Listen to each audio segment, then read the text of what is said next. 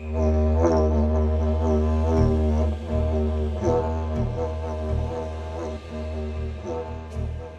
love Australian wine. It really revolutionised everything for me. I spent 20 years in Europe, France mostly, thought I knew everything there was to know, and then I went to Australia in '83, and the learning process started all over again. If France is my second home, Australia is my third home, definitely. Australian wines got to the top in about 20 years. How long did it take other countries to get to the top? France, it took hundreds of years. Australia, from about 1980, I would say, to about 2005, it went from nowhere to it's the best-selling, it sells more wine than anybody else in the UK.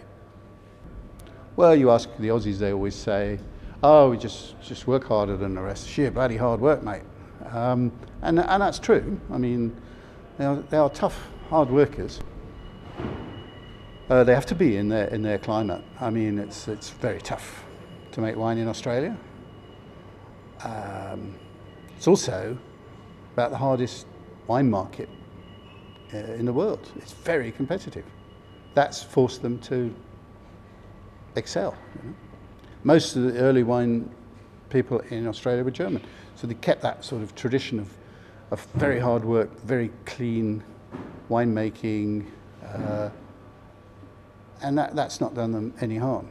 They also mastered the art of, or the skills of refrigeration.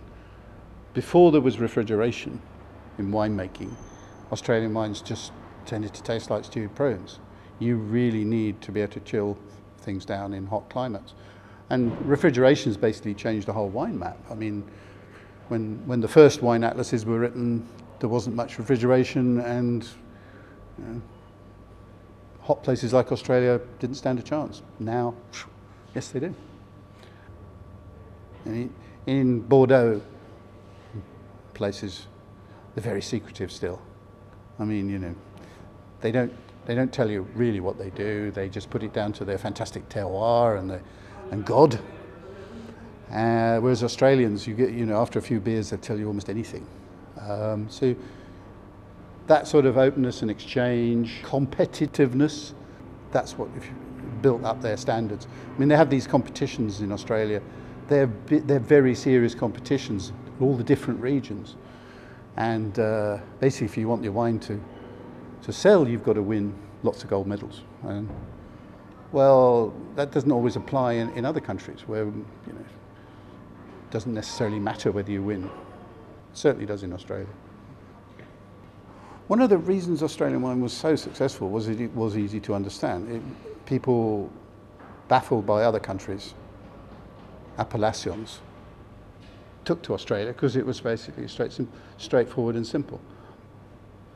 But that's changing now because Australians are beginning to realise that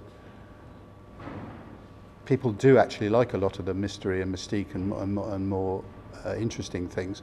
So Australia is now keen to bring out its regionality. I mean, you look at the map of Australia, it's very big, it's got lots of regions. If you put Australia over a map of Europe, it covers most of southern Europe. So it's like, saying that most of Australian is sold as southeastern Australian wine. Well, that's an area about the size of France, Spain and Italy put together. So it would be a nonsense to have southwest European wine. It's a nonsense to have southeast Australian wine. So now you know, people, it really pays to begin to understand the difference between Hunter Valley, Barossa Valley, Yarra Valley, and McLaren Vale and Western Australia places. You know, there's a raft of different climates and soils and traditions and grape varieties. It's really getting quite complex. It's a good idea to know a little bit more about Australia because you get much more interesting wines.